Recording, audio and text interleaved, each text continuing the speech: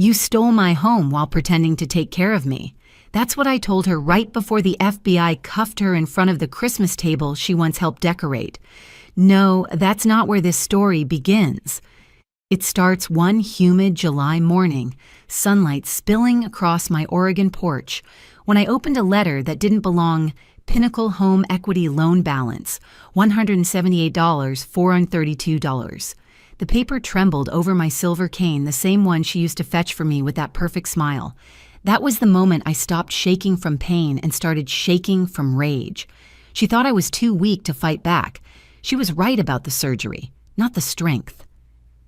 The morning after that letter, I sat at the kitchen table with my coffee growing cold, staring at the numbers until they blurred. Ethan was rinsing dishes, humming off-key like he always did when he thought life was fine. The window above the sink framed our backyard lavender rose I planted 15 years ago now, bending in the breeze. For a second, it looked peaceful, safe. "Babe, you good?" he asked. I slid the letter across the table. "You ever heard of Pinnacle Home Equity?" He frowned, drying his hands. "No. Why?" "They say I owe them $178,000. He laughed, a quick, nervous sound. "That has to be a mistake. You paid off this place years ago." "I know." My voice cracked a little. "That's the problem." The quiet stretched.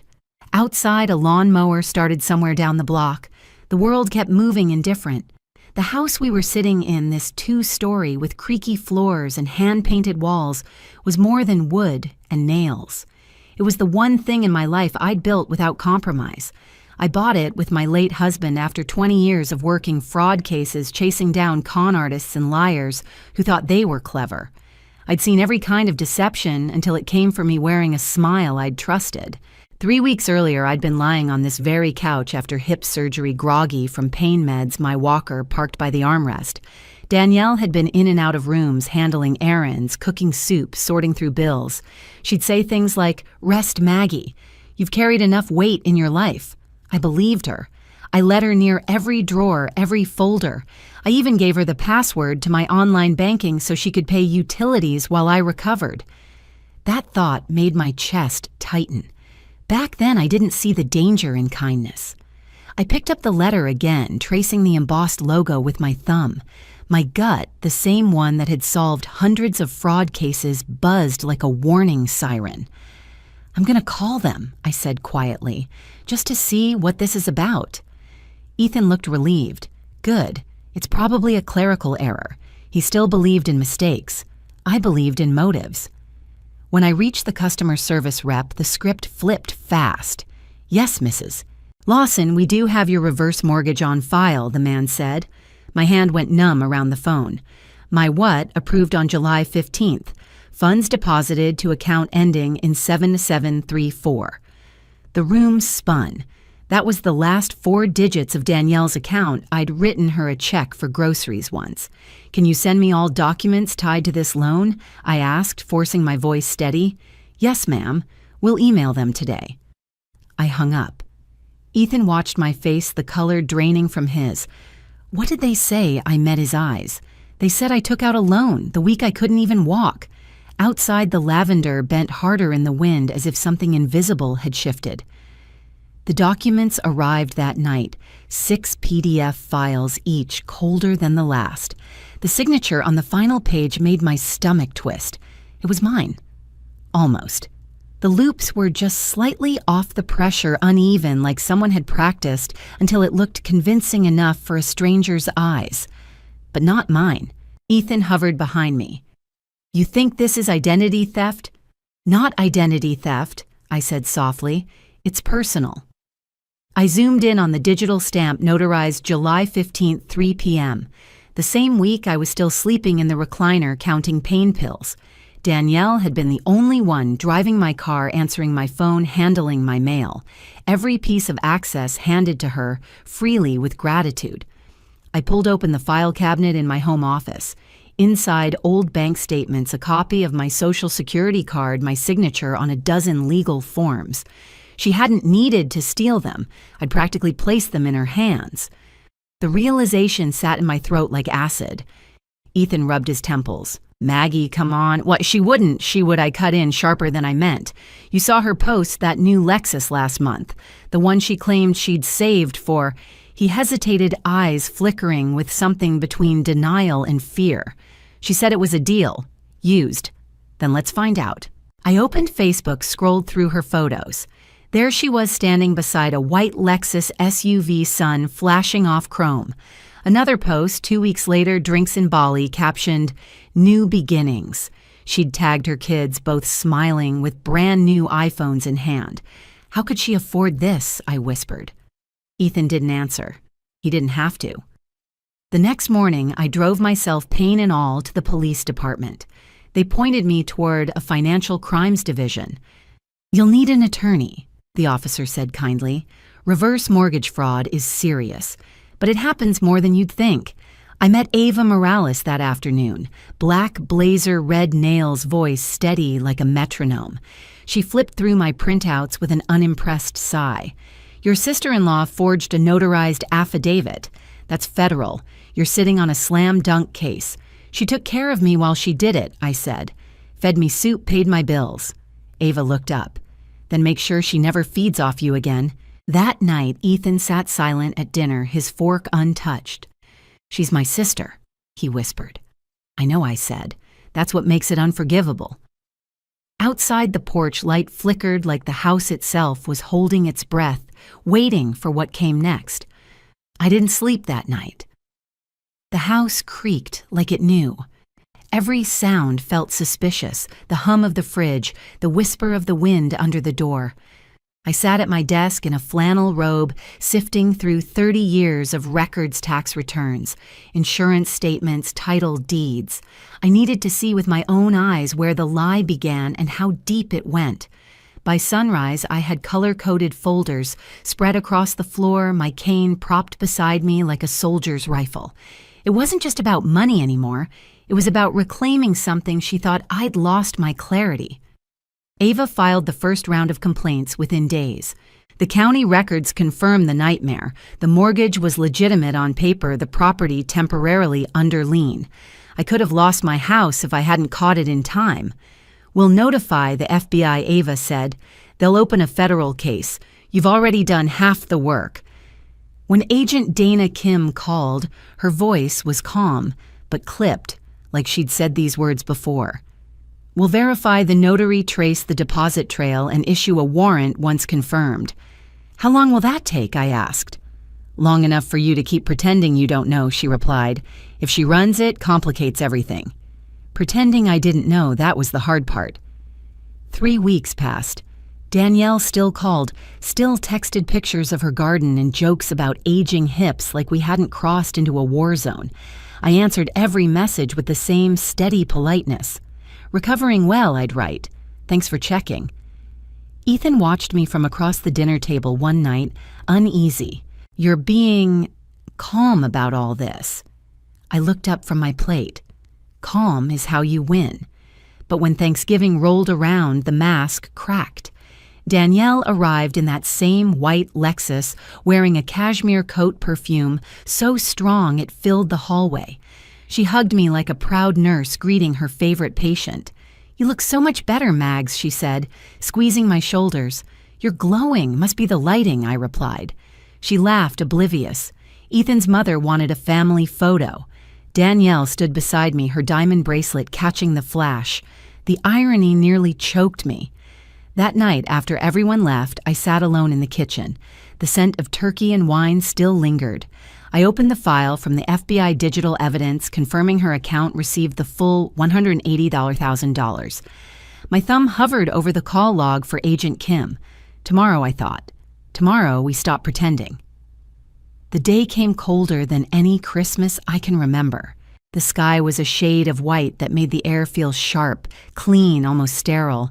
Ethan woke first, clattering in the kitchen, trying to act like it was a normal morning. I could hear him humming along to the radio, forcing cheer into the silence. I sat at the edge of the bed, cane against my leg, watching the tree lights flicker in the hallway. I'd strung them up myself 2 nights earlier, one bulb out near the top. Somehow that felt fitting. The FBI had called the night before. Tomorrow, 3:15, Agent Kim said. We'll execute the warrant then. We'll need her in the house. She'll be here, I told her. She never misses a photo op. I spent the morning cooking. Maybe it was instinct, maybe ritual. Turkey, mashed potatoes, roasted carrots. Every scent filled the air, cozy and deceptive. The table was set with the good china, the one Ethan's mother insisted we use for family. Ethan tried to keep his voice steady. You sure you're ready for this? I've been ready since July. He nodded, but his eyes gave him away. Guilt, shame, a grief that had nowhere to go. By 2 o'clock, the driveway was lined with cars. Laughter spilled through the front door as coats were hung and gifts stacked under the tree. Danielle arrived last, fashionably late, of course. The white Lexus gleamed at the curb. She stepped out wearing a dark green dress and heels that didn't belong anywhere near a family gathering. Her perfume hit first, sweet and loud. Merry Christmas, she sang, sweeping into the room like she owned it. She hugged her brother, then turned to me, hands warm and confident. Maggie, you look incredible. I'm so glad you're back on your feet. I smiled, calm, collected. Couldn't have done it without you. She winked, missing the edge in my voice. You always say that. The living room buzzed with conversation, the kind that sounds cheerful but carries tension underneath like a violin string tuned too tight. I caught Ethan's eye across the room. He looked like he might be sick. His mother chatted with Danielle in the kitchen, completely unaware. At exactly 3:15, the doorbell rang. Ethan froze. The laughter died mid-sentence. I set down the carving knife, wiped my hands on a towel, and walked to the door. The cold air rushed in as I opened it. Agent Kim stood there, black coat badge expression neutral. 2 uniformed officers flanked her. Margaret Lawson, she asked formally. I nodded. We're here for Danielle Lawson. Gasps. Chairs scraped. Danielle turned, smiling in confusion.